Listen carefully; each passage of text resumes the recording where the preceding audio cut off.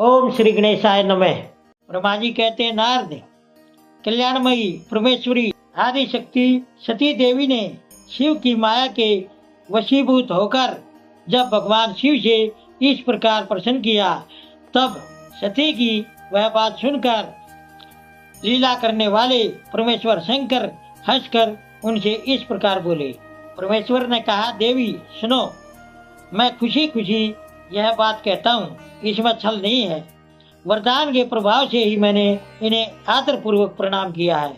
फिर ये दोनों भाई वीरों द्वारा सम्मानित हैं। इनके नाम हैं श्री राम और लक्ष्मण। इनका प्राकट्य सूर्यवंश में हुआ है। ये दोनों राजा दशरथ के विद्वान पुत्र हैं। इनमें जो गोरे रंग के छोटे भाई हैं, वे साक्षात शेषनाग के अंश हैं। उनका नाम लक्ष्मण है। इनके बड़े भैया का नाम श्री राम है। इनके रूप में भगवान विष्णु ही अपने अंश से प्रकट हुए हैं। उपद्रव इनसे दूर ही रहते हैं। ये साधु पुरुषों की रक्षा और हम लोगों के कल्याण के लिए इस पृथ्वी पर अवतीर्ण हुए हैं। ऐसा कहकर सृष्टिकर्ता भगवान शंभु चुप हो गए। भगवान शिव की ऐसी बात सुनकर सती के मन को इस पर विश्वास नहीं हुआ। क्यों न हो, भगवान शिव की माया बड़ी प्रबल है। वह सभी त्रिलोकी को मोह में डालने वाली है। सती के मन में मेरी बात पर विश्वास नहीं है, यह जानकर लीला रचने वाले प्रभु सनातन शंभु यों बोले। शिव ने कहा, देवी मेरी बात सुनो। यदि तुम्हारे मन में मेरे कहने पर विश्वास नहीं है, तो तुम वहां जाकर अपनी ही बुद्धि से श्री राम की परीक्षा कर लो। प्यारी सती, जिस प्रकार तुम्हारा मोह नष्ट हो जाए वह करो। तुम वहां जाकर परीक्षा करो, जब तक मैं इस बरगद के नीचे खड़ा हूँ। ब्रह्मा जी कहते हैं, नारद, भगवान शिव की आज्ञा से ईश्वरी सती वहां गई और मन ही मन यह सोचने लगी कि मैं वनचारी राम की कैसे परीक्षा करूं। अच्छा, मैं सीता का रूप धारण करके राम के पास चलूं। यदि राम साक्षात विष्णु हैं, तब तो सब कुछ जान लेंगे, नहीं तो वे मुझे नहीं पहचानेंगे। सती सीता बनकर श्री राम के सामने उनकी परीक्षा लेने के लिए गई। वास्तव में वे मोह में पड़ गई थी। सती को सीता के रूप में सामने आई देख शिव शिव का जप करते हुए रघुकुल नंदन श्री राम सब कुछ जान गए और हंसते हुए उनसे नमस्कार करके बोले। श्री राम ने पूछा, सती जी आपको नमस्कार है, आप प्रेम से बताइए भगवान शंभु कहाँ गए?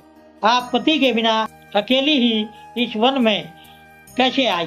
देवी, आपने अपना रूप त्याग कर किस लिए यह छोटा रूप धारण किया है? मुझ पर कृपया करके इसका कारण बताइए। श्री रामचंद्र जी की यह बात सुनकर सती उस समय हैरान हो गई। वे शिव जी की कही हुई बात को याद करके और उसे यथार्थ समझकर बहुत शर्मिंदा हुई। श्री राम को साक्षात विष्णु जान अपने रूप को प्रकट करके मन ही मन भगवान शिव के चरणों का चिंतन कर खुश हुई सती उनसे इस प्रकार बोली। रघुनंदन, परमेश्वर भगवान शिव मेरे तथा अपने पार्षदों के साथ पृथ्वी पर घूमने के लिए इस वन में आए हैं। यहाँ उन्होंने सीता की खोज में लगे हुए लक्ष्मण सहित तुमको देखा। उस समय सीता के लिए तुम्हारे मन में बड़ा क्लेश था और तुम शोक से पीड़ित दिखाई देते थे। उस अवस्था में तुम्हें प्रणाम करके वे चले गई और उस वट वृक्ष के नीचे अभी खड़े ही हैं। भगवान शिव बड़े आनंद के साथ तुम्हारे वैष्णव रूप की महिमा का गान कर रहे थे। यद्यपि उन्होंने तुम्हें चार भुजाओं वाले विष्णु के रूप में नहीं देखा, तो भी तुम्हारा दर्शन करते ही वे खुश हो गए। इस निर्मल रूप की ओर देखते हुए उन्हें बड़ा आनंद प्राप्त हुआ। इस बारे में मेरे पूछने पर भगवान शंभु ने जो बात कही, उसे सुनकर मेरे मन में भ्रम पैदा हो गया।